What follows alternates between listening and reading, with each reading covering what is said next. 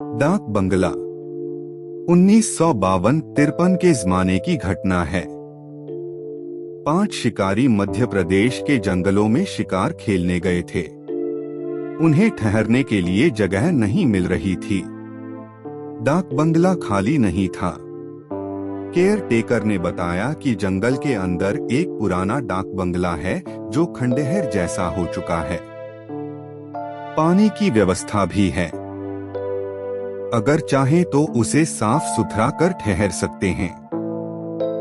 उनके पास कोई विकल्प नहीं था। अंधेरा हो रहा था, इसलिए वे पुराने डाक बंगला में पहुंचे। एक कमरे को साफ सुथरा किया और जमीन पर ही बिस्तर बिछा लिया। अपनी बंदूकें और राइफलें दीवार में टिका दिन और ताश खेलने बैठ गए। देर रात को साथ लाए भोजन को ग्रहण कर सो गए।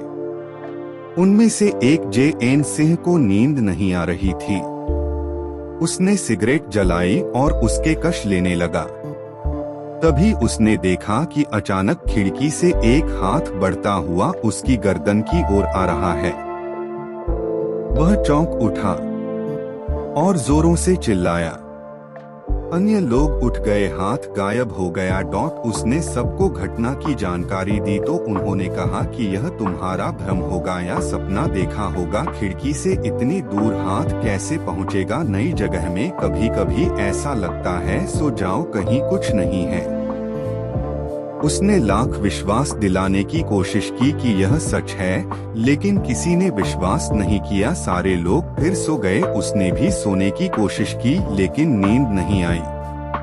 सुबह उठकर सभी लोग नाश्ता पानी कर शिकार की तलाश में निकल गए। उस दिन सिर्फ कुछ वनमुर्गियां मिली, जिन्हें शाम को पकाकर उन लोगों ने खाया। थोड़ा टहल घूमकर वे ताश खेलने लगे। तभी पायल की आवाज आई, जैसे कोई दौड़ता हुआ जा रहा हो। इतनी रात में कौन औरत जंगल में दौड़ रही है? उनके मन में सवाल उठा। खिड़की पर जाकर देखा तो कुछ दिखाई नहीं पड़ा। वे खाना खाकर चुपचाप सो गए। जे.एन. सिंह को उस रात भी नींद नहीं आ रही थी। वे उस हाथ के बारे में ही सोच रहे थे। तभी झपकी लगी। आंख खुली तो देखा कि खिड़की से एक हाथ उनकी गर्दन तक पहुंच चुका है। खिड़की पर एक लड़की खड़ी हंस रही है।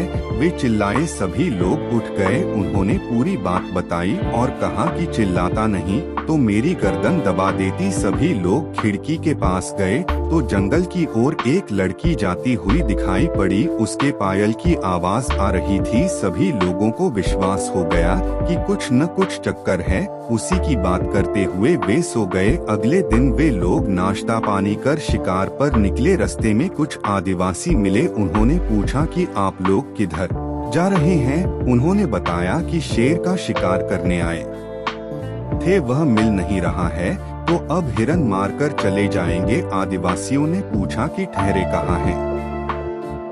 उन्होंने बताया कि पुराने डाक बंगले में।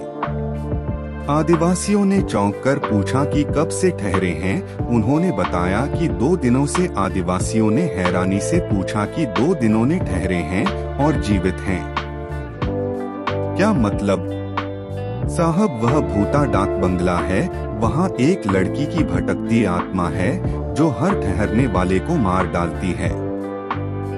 किसकी आत्मा है वह? वह एक केयर टेकर की बेटी थी। एक बार केयरटेकर बीमार था और कुछ शिकारी ठहरे हुए थे। चौकीदार के बीमार होने के कारण उसकी बेटी ही उन्हें खाना पानी देने जाती थी। उन्होंने उसके साथ जबरदस्ती की और मार डाला। तभी से डाक बंगला वीरान हो गया। कोई भूला भटका ठहरा तो लड़की की आत्मा ने मार डाला। बंगला भुता हो गया। आप लोग भी वहाँ से हट जाइए। रुकने का विचार हो तो गाँव में चले आइए। उन लोगों ने रात किसी तरह काटी और सुबह होते ही वापस लौटने की तैयारी करने लगे। रात को वह लड़की खिड़की के पास आई और बोली कि देवी देवताओं की कृपा ने तुम्हें बचा लिया। फिर कभी इधर मत आना। प्यारे दोस्तों, अगर आपको ये कहानी पसंद आई हो तो इसे अपने दोस्तों के साथ जरूर शेयर करें। साथ ही कमेंट करके ये भी बताएं कि आप और किस तरह की कहानियाँ सुनना चाहते हैं और ऐसी कहानी के लिए हमारे चैनल कहानी की दुनिया को सब्सक्राइब करें।